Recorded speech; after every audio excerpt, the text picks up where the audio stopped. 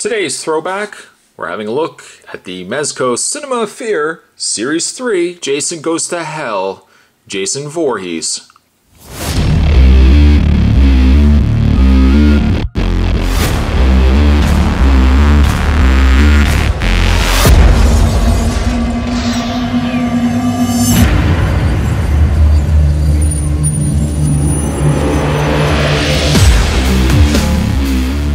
Yes, it has been something I wanted to get around to doing again. I wanted to go back and re-review some of these older figures from my collection.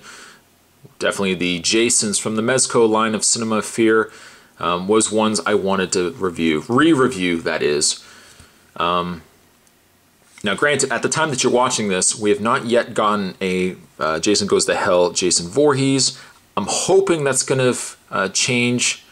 Hopefully NECA will produce a figure from the Jason Goes to Hell, as Jason Goes to Hell was always one of my favorite designs for Jason. A little bit different by this stage of the game. New Line Cinema had acquired the license, and Jason looks very distinctly different in Jason Goes to Hell than he does in the other Friday movies. For starters, we zoom into his face, which is very distinctly different than what we've gotten in the past. Normally, Jason's hockey mask would be a predominant feature on Jason's face. In this case, the hockey mask, you can see, is now embedded into his flesh.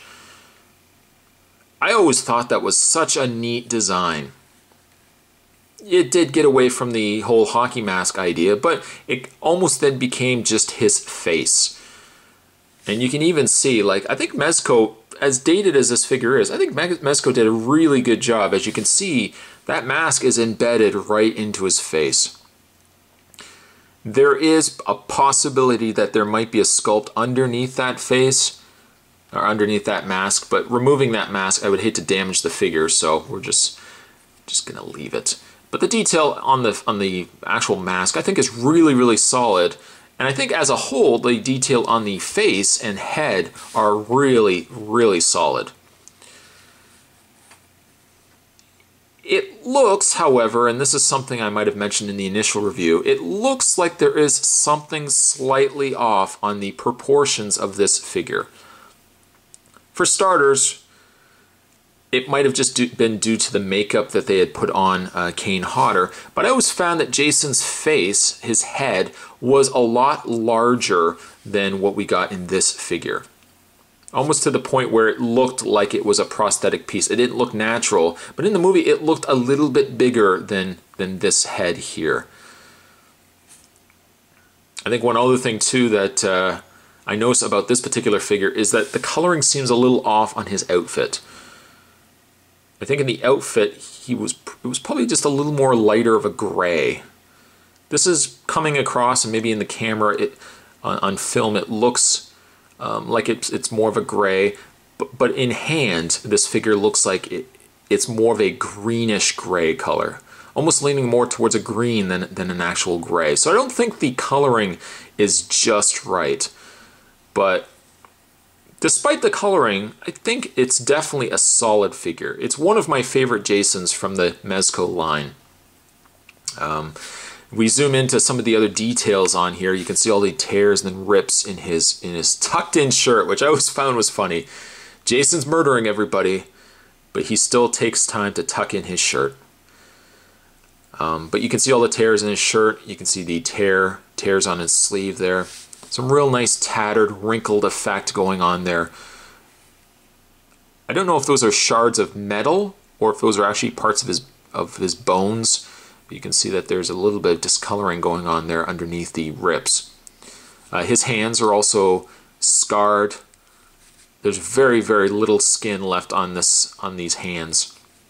I mean, really very little skin left on his face. I don't know whether it's just mutation.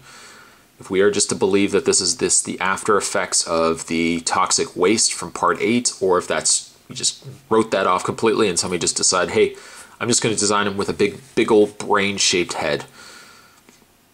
I also like the fact that his straps are just like embedded into his head. And then when we get down to his lower leg area, again, some tears and rips there. Very distinctly different from part 7. As part 7, you know, he had the very exposed, open shirt. By this point, again, being that it's New Line Cinema, maybe they just decide, hey, we're gonna redesign Jason from the ground up, as it were. It's such a shame. As good as the movie, you know, I liked Jason Goes to Hell. I didn't think it was all that bad. I mean, to be fair though, Jason really isn't in most of the movie. He's in the beginning, he's in the end. But I liked what they were doing with the concept of the movie. I liked where they were going with it. In the way of Jason's accessories, by the way, I'm just going to put him here, if he will hopefully stand. He's a little prone to falling over. You kind of have to angle his torso up, I find. In the way of his accessories, I'm just going to zoom in here. He does have a heart, which may or may not have been the exact same heart we had gotten with the Part 6 Jason. Although it does look a lot more mutated. It's definitely a darker color as well. Oh, that guy at the morgue just like, oh, he's just like eating the heart. Oh, that's so gross. But he eats the heart. We know where the story goes. He becomes Jason. Jason's essence goes in. All these lightning beams come out of Jason's body and goes into the guy, and the guy's like shaking. It goes doof, doof, doof, and it just keeps hitting the guy. I don't know what. Much more. It's probably obviously the most fantastical of all the Jason movies. But so you get Jason's heart. I don't know where you would put Jason's heart with Jason. Obviously, it would make sense to go into his chest, but there you go. You also get the Voorhees dagger. Some detail on the front there.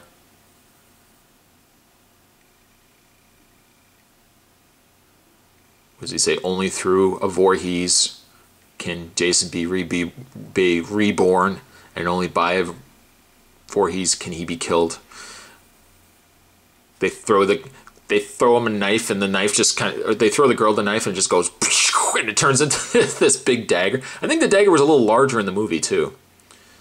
But you have that. That's interesting enough. You get his trusty machete, which I think Mezco did a lot better job on the blood on this blade versus some of the previous Jasons that we gotten from the Cinema of Fear line, where it just was like just a gooped, it looked like jam. It looked like Jason had just been cutting a sandwich with jam in it. You can have him holding the knife. And pretty much all the Jasons I have on display, I have recently put a lot of these away, but initially when I had these all on display, all the Jasons had machetes. That's how you have a Jason displayed. You have him with a machete. I mean, it just makes sense. And lastly, whether he will stand or stand now. Will he stand? He might fall. Stand, Jason. Thank you.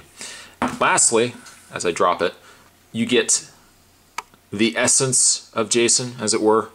You get this demonic, leech-like creature. Slithers around. He finally finds a home, and then Jason is reborn. You know, just as a side note, let me just throw this out here, being that I have a chance to re-review this figure and all. You know, one thing that Spot felt that they really they really dropped the ball when they did Jason Goes to Hell. One thing they really should have done. Do you remember a while ago, do you remember in Friday the 13th Part 3, how that girl was talking about how she took a nap and then all of a sudden Jason just came out and grabbed her, and then her parents found her and Jason was gone and everything else? Wouldn't that have made sense? I mean, the actress was likely doing absolutely nothing with her career. I don't even think any of the cast from Friday the 13th Part 3 did anything else with their career besides Friday the 13th 3. Would you not? I totally would have done this. I would have brought the girl back from Friday the 13th Part 3D, and she's working at the diner, and then we find out that Jason was her brother. And that was the reason why he was grabbing her in the woods. It wasn't to kill her, it was because he wanted to be, joined back with his sister. That would have made perfect sense. But no, we get Erin from, whatever her name is, from Buck Rogers. I don't know. And again, we just have this new plot point that there's this sister in the family. I don't know. Pamela Voorhees and her sister, or her daughter and son. But anyways, despite my little small rant, you get the Demon Jason. Something else that maybe not a lot of fans really love the whole notion of. But it does have articulation. It looks like it has a ball joint. Head moves slightly left and right, up and down. And then also the arms move. No articulation in the tail or anything like that. If NECA does continue to do the Friday the 13th figures, I'm hoping we're going to get a Jason Goes to Hell Jason. You know, I would just love this if they put like a pipe cleaner or something wireframe and we get another one of these Demon Jason creatures. That would be really cool. But you know how we always get like a damaged and a non-damaged version of Jason? It'd be neat if we got Jason like this, and then we got the damaged Jason where you could actually take his limbs apart and he came with a surgical table where you could put all his parts on there. How cool would that be? It may not likely happen, but one can dream though. In the way of Jason Goes to Hell Jason, his articulation is that he has a very nice ball-jointed head.